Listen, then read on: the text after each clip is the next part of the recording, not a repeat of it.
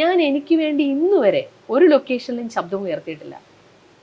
എൻ്റെ കൂടെയുള്ള സഹപ്രവർത്തകർക്ക് വേണ്ടിയിട്ടോ മറ്റുള്ളവർക്ക് വേണ്ടിയിട്ടായിരിക്കും ഞാൻ എന്തെങ്കിലും ഒരു കാര്യം സംസാരിക്കാൻ പോലും പോകുന്നത്. ആ പോകുന്നതായിരിക്കും വളഞ്ഞു തിരിഞ്ഞ് എൻ്റെ തലയിലോട്ട് വന്ന് വീഴുന്നത്.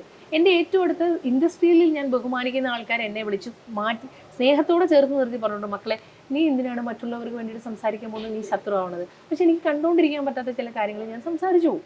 അപ്പം ഞാനിവിടെ വഴക്കാളിയായിട്ടൊരു അപ്പം ഞാൻ ആലോചിച്ചു, എന്നെ ജീവിക്കാൻ അനുവദിക്കാത്ത രീതിയിൽ എന്നെ ഇവരൊക്കെ ഒരു വലിയ നമ്മൾ ഒരു ഒരു മോശമായ വഴിയിലോട്ട് പോകുന്നതും അവർക്ക് പറ്റുന്നില്ല, കാണിക്കാൻ പറ്റുന്നില്ല. അല്ലെങ്കിൽ അവർക്ക് എന്നെ ഒന്നും പറയാൻ പറ്റുന്നില്ല. അവർക്ക് പറ്റുന്ന കാര്യം എന്താണ്, ഇതാണ്. പക്ഷെ ഞാനത് ഇപ്പം മൈൻഡ് ചെയ്യാറില്ല. അതും ഒരു അലങ്കാരമായിട്ട് ഞാനും കൊണ്ട് നടക്കുന്നു. എന്നെ മനസ്സിലാക്കുന്നവർ മനസ്സിലാക്കിക്കോട്ടെ, ഇഷ്ടപ്പെടുന്നവർ ഇഷ്ടപ്പെട്ടോട്ടെ. എനിക്ക് ദൈവം അനുഗ്രഹിച്ച് ഇതുവരെ ഈ ഇൻഡസ്ട്രിയിൽ നിൽക്കാൻ പറ്റിയില്ലേ, ഈ ഭക്ഷണം കഴിക്കാൻ പറ്റിയില്ലേ, ഈ ജനങ്ങളുടെ സ്നേഹം അനുഭവിക്കാൻ പറ്റിയില്ലേ, അത്രയൊക്കെ മതിയെന്നേ. നാളെ രാവിലെ മരിച്ചു പോയാലും ഞാൻ ഹാപ്പിയാ.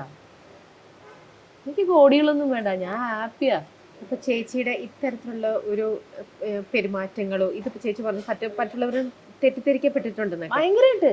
അപ്പൊ പലപ്പോഴും ചേച്ചിക്ക് ഓഫേഴ്സ് ആയിക്കോട്ടെ, പല പല ചാൻസുകൾ ആയിക്കോട്ടെ ഒക്കെ പോയിട്ടുണ്ടാവില്ലേ?